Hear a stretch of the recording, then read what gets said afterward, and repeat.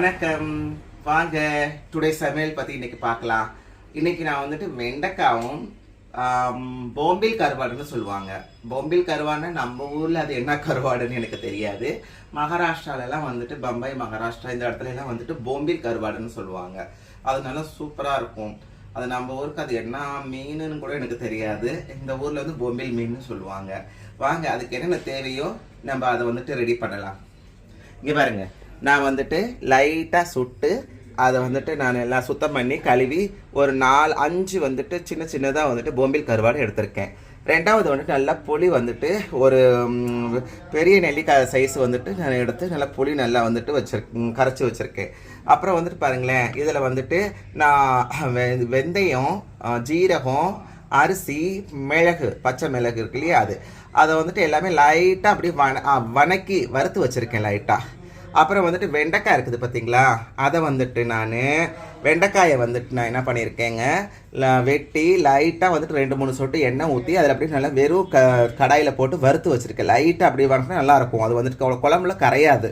அதுக்கப்புறமேட்டு பாருங்களேன், நம்மளுக்கு தாளிக்கிறதுக்கு தேவையான பொருள் வந்துட்டு வெந்தயம் கொஞ்சோடு வேணும், வெங்காயம் சின்ன வெங்காயம் கொஞ்சம் வெட்டி வச்சுருக்கேன், கொஞ்சம் ஒரு நீட்டாக ஒரு 4-5 பச்சை மிளகாய் வெட்டி வச்சுருக்கேன். அதுக்கப்புறமேட்டுக்கு பாருங்களேன், இது வெங்காயம் 2 வெங்காயம் வந்துட்டு கொஞ்சம் சின்ன வெங்காயம் ஒரு கைப்பிடி அளவு வெங்காயம் எடுத்துருக்கேன். தக்காளி 2 எடுத்து இது வந்துட்டு நான் அரைக்க போகிறேங்க. இது அப்படியே பச்சையாகவே 2 சேர்த்து அரைச்சி அதை குழம்பு நம்ம மிக்ஸ் பண்ணிக்க போகிறோம். அதுக்கப்புறமேட்டு தேவையான பொருள் வந்துட்டு இங்கே பாருங்களேன், மிளகாத்தூள், காஷ்மீர் சில்லி, அது கலர் வரதுக்காக. அப்புறம் இது ஆப்ஷனல் தான். அப்புறம் வந்துட்டு இது மஞ்சத்தூள், இது குழம்புத்தூள், இது மல்லித்தூள். ஓகே. அப்புறமேட்டு தாளிக்கிறதுக்கு கொஞ்சோண்டு பூண்டு, அப்புறம் வந்துட்டு லாஸ்ட்டில் போடுறதுக்காக கொஞ்சோண்டு கொத்தமல்லி தழை.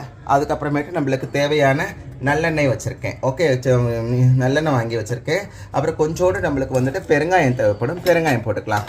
ஓகே, வாங்க இப்போ நம்ம அரைக்கலாம். இப்போ தேவையான அளவு நம்ம கல்லுப்பு போட்டுக்கலாம். ஓகே, நான் கல்லுப்பு தான் போடுறேன். கல்லுப்பில் கொஞ்சோண்டு எப்பயுமே மிளகு போட்டு வச்சுருப்பேன். இப்போ நான் கல்லுப்பு தான் போடுறேங்க. நான் வந்துட்டு மிக்சரில் போட்டு இப்போ ஆட்டும் போதே வந்துட்டு நான் கல்லுப்பு போடுறேன். இல்லை, இப்போ நம்ம வந்துட்டு வெங்காயம் தக்காளி நான் அரைக்கிறதுக்காக நான் வந்துட்டு மிக்சரில் போட்டு எடுத்துக்கிட்டேன். அப்போ அந்த டைமில் நீங்கள் என்ன பண்ணணும்னாக்க, நம்ம இங்கே வந்துட்டு இது பண்ணி வச்சுருக்கோம் இல்லையா, நம்ம வந்துட்டு வெந்தயம், இந்த அரிசி, இதெல்லாம் வந்துட்டு நம்ம இது பண்ணி வச்சுருக்கோம் இல்லையா, அதை தூக்கி நம்ம இதிலே போட்டு அரைச்சிக்கலாம். ஓகே, பண்ணி மூடவும் வாங்க ஃப்ரெண்ட்ஸ். இதில் வந்துட்டு நம்ம எண்ணெயை ஊற்றிக்கலாம். இப்போ எண்ணெய் வந்துட்டு சட்டி நான் வச்சு நான் கேஸ் ஓப்பன் பண்ணிவிட்டேன். நான் நல்லெண்ணெய் தான் ஊற்றுறேன். நல்லா தாராளமாக ஊற்றிக்கங்க. ஏன்னா புளிக்குழம்புக்கு வந்துட்டு கொஞ்சம் தாராளமாக எண்ணெய் ஊற்றிங்கன்னா நல்லாயிருக்கும்.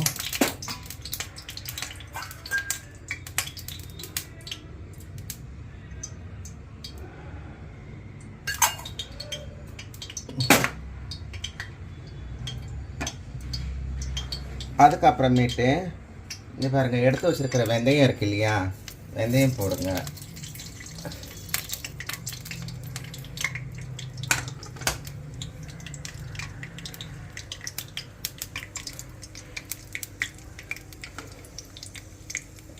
வெந்தயம் வந்துட்டு குறைஞ்சிருச்சு. இந்த டைமில் நீங்கள் வெட்டி வச்சுருக்கிற பச்சை மிளகாய், சின்ன வெங்காயம், பூண்டு, இதெல்லாம் இதில் போடுங்க.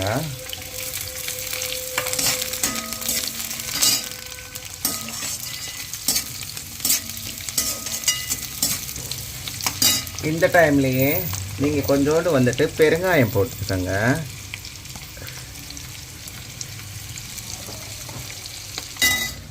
இந்த பெருங்காயம் போட்டதுக்கு அப்புறமேட்டு இங்கே பாருங்களேன், அப்புறமேட்டு நம்ம அரைச்சி வச்சுருக்கோம் இல்லையா, இந்த தக்காளி, வெங்காயம், அந்த பேஸ்ட் எல்லாம், அந்த நம்ம சொன்னால மிளகு, ஜீரகம், அதை வந்துட்டு இப்போ போட்டுக்கலாம்.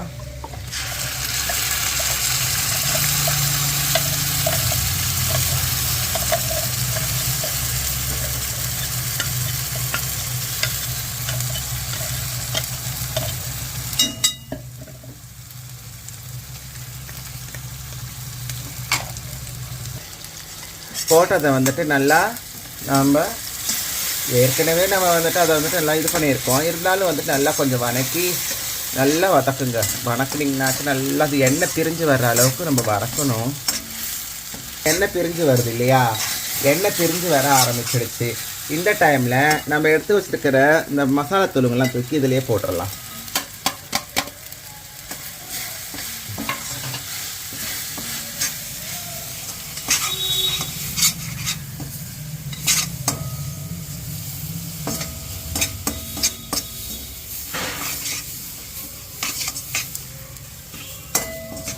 இங்கே பாருங்கள், நல்லா அப்படியே வந்துட்டு இது நல்லா வந்துட்டு இதாகிடும். அப்போ நம்ம வந்துட்டு கரைச்சி வச்சுருக்கிற புளி தண்ணி இருக்குது பார்த்தீங்களா, அதை தூக்கி நம்ம இதில் ஊற்றிடலாம்.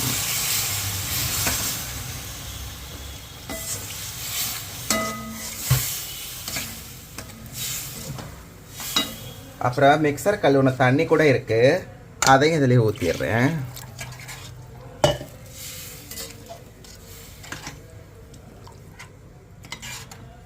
இது பாருங்கள், நல்லா வந்துட்டு இதை கரைச்சி விட்ருங்க. ஏன்னா இதில் வந்துட்டு நம்ம வந்துட்டு அரிசி சேர்த்துருக்கோம்.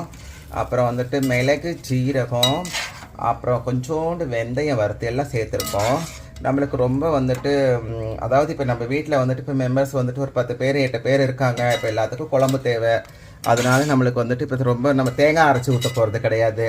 ஏன்னா அதனால் வந்துட்டு நம்ம கொஞ்சோண்டு அரிசியை நம்ம வறுத்து அரைச்சிக்கிட்டோம்னாக்க நம்மளுக்கு தேவையான பக்குவத்தில் குழம்பு நம்மளுக்கு வந்துட்டு கரெக்டாக கிடச்சிடுங்க.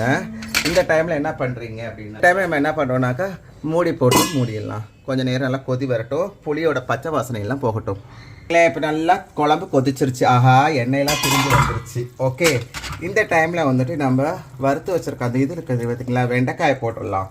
அதோடய சேர்த்து நம்ம வச்சுருக்கிற அந்த இதையும் கருவாடையும் போட்டுடலாம். ஓகே, போட்டு இது ஒரு 5 நிமிஷம் நல்லா கொதிக்கட்டும். ஏன்னா வந்துட்டு வெண்டைக்காய் சீக்கிரமாக வெந்துடும். இப்போவே பாருங்கள் குழம்பு எப்படி இருக்குது பார்த்தீங்களா. இப்போ நம்ம மூடி வைக்கலாம். உப்பு பார்த்துடலாங்க. உப்பு பார்த்துட்டோன்னு வச்சுக்கோங்களேன்.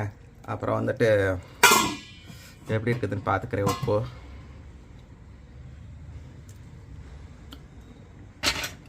சூப்பருங்க, எல்லாமே சூப்பர். வாங்க, இப்போ குழம்பெல்லாம் ஓ மை காட், பாருங்கள் எண்ணெயெல்லாம் திரிச்சு அப்படியே எவ்வளோ அழகாக குழம்பு அப்படியே சூப்பராக அப்படியே எப்படி இருக்குது பாருங்கள். அப்படியே பாருங்கள், கருவாடும் உடையில, வெண்டைக்காய் நல்லா அழகாக வெந்துருச்சு, சூப்பராக இருக்குது பார்த்தீங்களா. நான் வெண்டைக்காய் குழம்புக்கே நான் இரும்பு சட்டியில் வைக்கல அப்படின்னாக்க புளி போட்டதுக்கப்புறம் இந்த இரும்புங்கள்லாம் வந்துட்டு இதாகும் பார்த்தீங்களா. அதனால் இந்த ஸ்டேஜில் நம்ம என்ன பண்ணோம், கேஸை நம்ம ஆஃப் பண்ணிடுறோம். ஓகே, அப்புறம் நம்ம வந்துட்டு கொஞ்சோண்டு கொத்தமல்லி தலை இருந்துச்சு இல்லையா, அதை போட்டு அலங்கரிச்சிட்டோம். ஓகே, இதுக்கப்புறமேட்டு என்ன, எப்பயும் போல் உங்களுக்கே தெரியும் சாப்பிட்றது தான். அதனால் நீங்கள் வந்துட்டு இன்றைக்கி நல்லா டேஸ்ட் பண்ணி சாப்பிடுங்க எல்லோரும். இதை மாதிரி நீங்களும் ட்ரை பண்ணுங்கள். அதுக்கப்புறமேட்டு இந்த ட்ரை பண்ணிவிட்டு ஓகே எனக்கு சப்ஸ்கிரைப் பண்ணுங்கள். எனக்கு வந்து நீங்கள் இது நல்லா இருந்துச்சுனாக்க நீங்களும் செஞ்சு சாப்பிட பாருங்கள், சூப்பராக இருக்கும். இந்த குழம்பு செய்யும்போது ஞாபகம் கண்டிப்பாக வரும். ஓகே, பாய்.